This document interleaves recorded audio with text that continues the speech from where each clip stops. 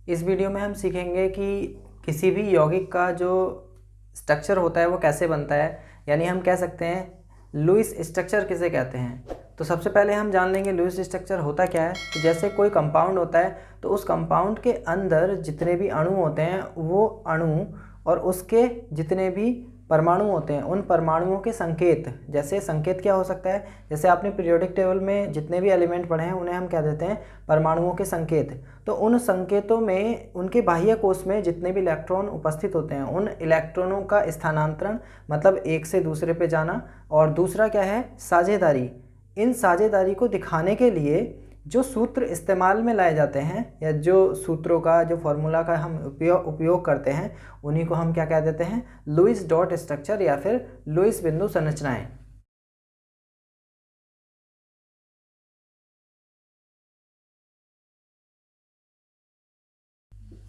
या फिर इन्हें हम कह सकते हैं इलेक्ट्रॉन बिंदु संरचनाएं।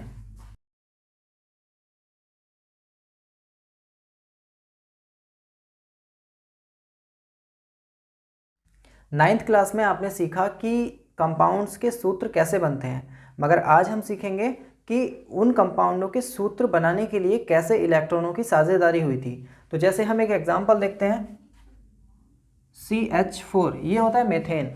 तो मेथेन कैसे बना, यहाँ पे हम C लिखेंगे और इस तरीके से हम H लिख लेंगे। अब हमें क्या है, हमें देखना होता है कि किसके पास कितने इलेक्ट्रॉन ज़्यादा हैं, किसके पास कितने इलेक्ट्रॉन कम हैं। उसके लिए आपको इलेक्ट्रॉनिक कन्फिग्रेशन वाली वीडियो देखनी पड़ेगी जो कि मैंने पहले बना रखी है। तो इलेक्ट्रॉनिक कन्फिग्रेशन कैसे करते हैं, उसके बाहर वाली कक्षा में कितने इलेक्ट्रॉन होते हैं हम उस हिसाब से देख लेते हैं। जैसे कार्बन का 6 होता है और हमें पता है कि इसके पास 4 इलेक्ट्रॉनों की कमी होती है। तो 1 2 3 4 ये 4 इलेक्ट्रॉन इसके पास हैं, मगर 4 की कमी है क्योंकि हर एक एटम को अपने 8 पूरे करने होते हैं कुछ एक्सेप्शन को छोड़ के। जैसे हाइड्रोजन के तो एटॉमिक नंबर 1 है, तो वो 8 कहाँ से, इतना सारा कहाँ से लेगा। तो उसे सिर्फ 1 इलेक्ट्रॉन की नीड होती है क्योंकि उसके पास सिर्फ एक ऑर्बिटल रहता है। तो यहाँ पे कार्बन के 4 हैं, तो हाइड्रोजन के यहाँ पे हम देख लेते हैं, एक एक हमने हाइड्रोजन का लगा दिया। अब क्या करेंगे, हमें बस क्या करना है, इसे जोड़ देना है, मतलब इनके इलेक्ट्रॉन की शेयरिंग को देखना है। ये हाइड्रोजन इससे ले लेगा तो हाइड्रोजन के पास 2 कंप्लीट, इसी तरीके से ये चारों भी कर लेंगे। ये देखिए यहाँ पे हाइड्रोजन के अभी इलेक्ट्रॉन्स कंप्लीट हो चुके हैं। अब देखेंगे कार्बन कैसे करेगा। कार्बन के पास 4 थे और इसे अपने कंप्लीट कितने करने हैं, 8 पूरे करने हैं। तो 8 पूरे करने के लिए क्या करेगा, ये हर एक हाइड्रोजन से एक एक इलेक्ट्रॉन ले लेगा इस तरीके से। तो ये जो स्ट्रक्चर होगा ये CH4 का होगा।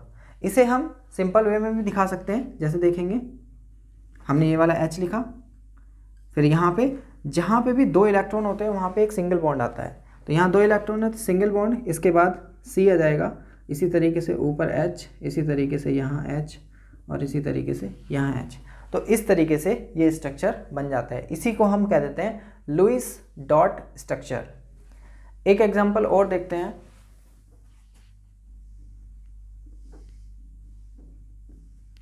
HCl ये है हाइड्रोक्लोरिक अम्ल, और हाइड्रोक्लोरिक अम्ल में क्या होता है, इसका हम देखें Cl के जो ये 17 ग्रुप हैलोजन ग्रुप से लिया गया है, तो इसकी बाहर वाली कक्षा में 7 इलेक्ट्रॉन होते हैं और 7 इलेक्ट्रॉन इसे पूरा करने के लिए सिर्फ 1 इलेक्ट्रॉन की नीड होती है। और हाइड्रोजन के पास कितना इलेक्ट्रॉन होता है, 1 इलेक्ट्रॉन, जो कि एक डोनर है।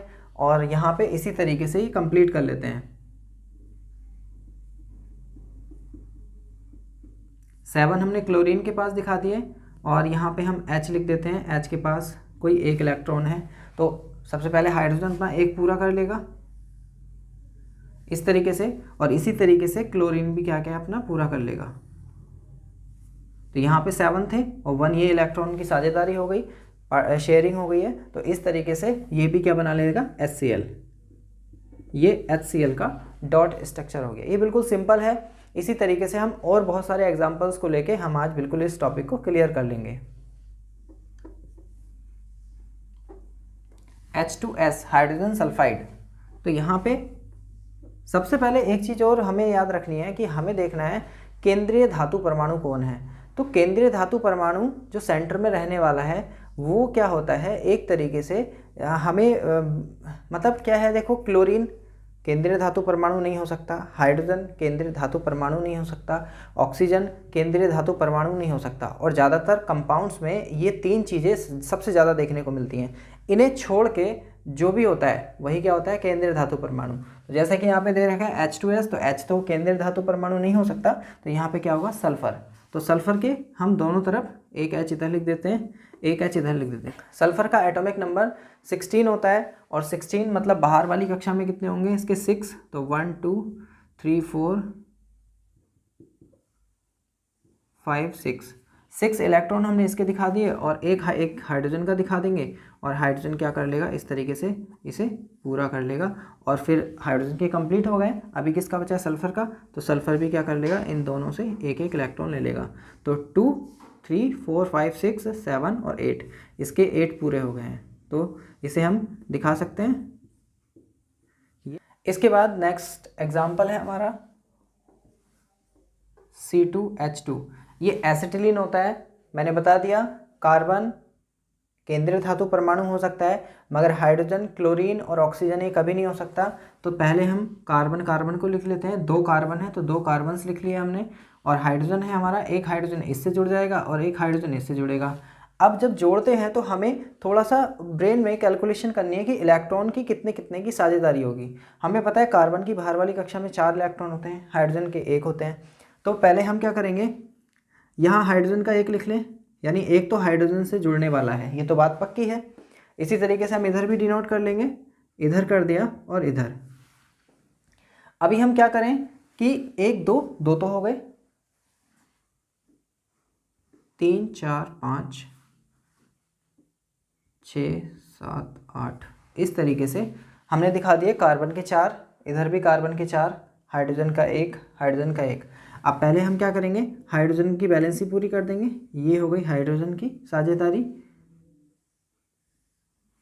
और इसी तरीके से अब यहाँ पे देखेंगे 2 ये हो गए, 3 ये हैं, अगर इसे ये 5 हो गए, अगर इसे 3 और मिल जाएं तो क्या होगा, इसके 8 कंप्लीट हो जाएंगे। तो इस तरीके से ये इस कार्बन से 3 इलेक्ट्रॉन की शेयरिंग कर लेगा।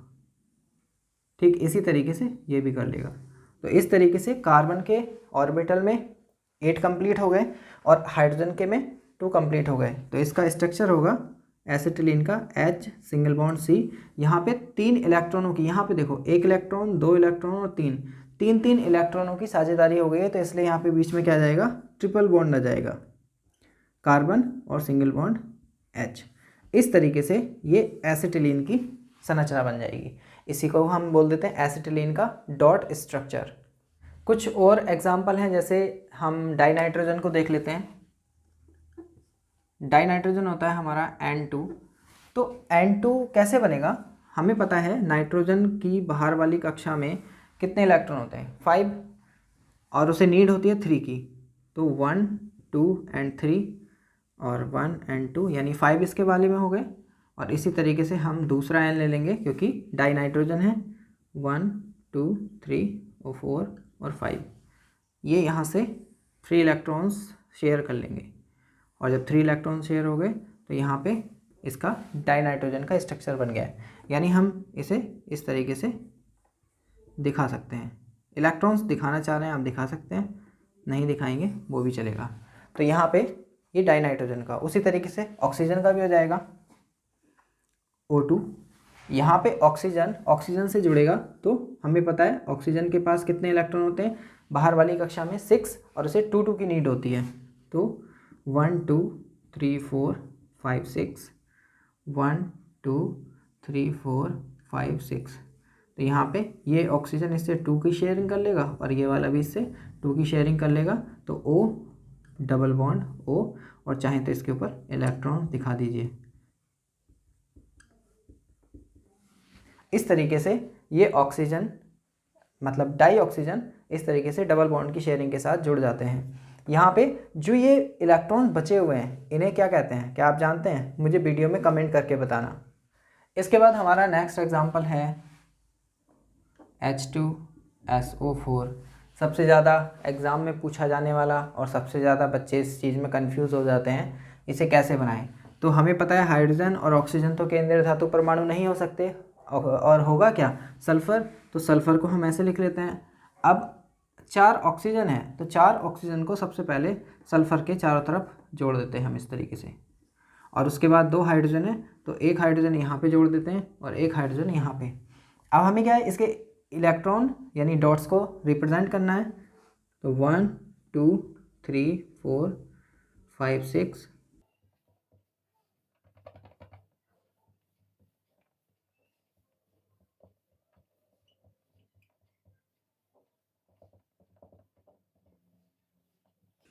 इस तरीके से हमने इसके डॉट्स को दिखा दिया है। अब हमें सर्किल करना है और सर्किल से ही पहचानेंगे हम।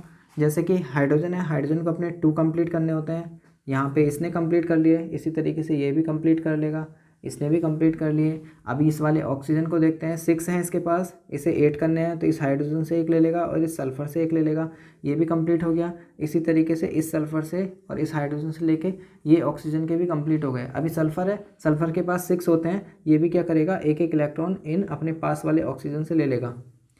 अभी पूरी की पूरी साझेदारी हो चुकी है, मगर अभी ये वाला ऑक्सीजन और ये वाला ऑक्सीजन ऐसा लग रहा है जैसे इससे जुड़ा हुआ नहीं है, मगर इसके लिए क्या करते हैं, इसके लिए सिर्फ 1 साइडेड पार्टिसिपेशन होता है, मतलब सिर्फ सल्फ़र इसे देगा, ऑक्सीजन से लेगा नहीं। तो इसके लिए लुईस डॉट स्ट्रक्चर क्या कहता है कि सल्फ़र सिर्फ एक डोनर है, वो लेगा नहीं, क्योंकि उसके पास ज़्यादा इलेक्ट्रॉन्स हैं। और किसी भी स्ट्रक्चर में अगर किसी परमाणु के पास अगर ज़्यादा इलेक्ट्रॉन्स होते हैं वो तो दे सकता है ज़्यादा, जैसे हम जिसके पास ज़्यादा पैसा है वो दे ही सकता है ना, उसी तरीके से इलेक्ट्रॉन भी दे देता है। अब इसका हम नॉर्मल एक स्ट्रक्चर बनाएं तो H, और जहाँ पे 2 इलेक्ट्रॉन्स की साझेदारी होती है वहाँ single bond O, single bond S और single bond O, single bond H। ये तो इस तरीके से हो गया, मगर यहाँ पे जब एक तरफा साझा हुआ है तो हम इसे सिंगल बॉन्ड से तो दिखा नहीं सकते, इसके लिए कुछ स्पेशल एक एरो लगा के इस तरीके से ऑक्सीजन और इसी तरीके से ऊपर ऑक्सीजन, इस तरीके से हम दिखा देते हैं। ये उप सहसंयोजकीय यौगिकों को दिखाता है, या फिर हम कह सकते हैं ये एक उप सहसंयोजी बंध है जो सिर्फ एक तरफ को ही साझा करता है, या फिर एक तरफ जो जिसके पास कमी है इलेक्ट्रॉनों की उसे इलेक्ट्रॉन दे सकता है। आशा करता हूँ आपको ये समझ में आया होगा, और अगर कोई डाउट है तो आप मुझे कमेंट कर सकते हैं, मैं इसके लिए और कुछ एग्जाम्पल्स की वीडियो बना सकता हूँ। अगर आप चाहते हैं मैं वीडियो बनाऊँ तो आप मुझे कमेंट करें। Thank you.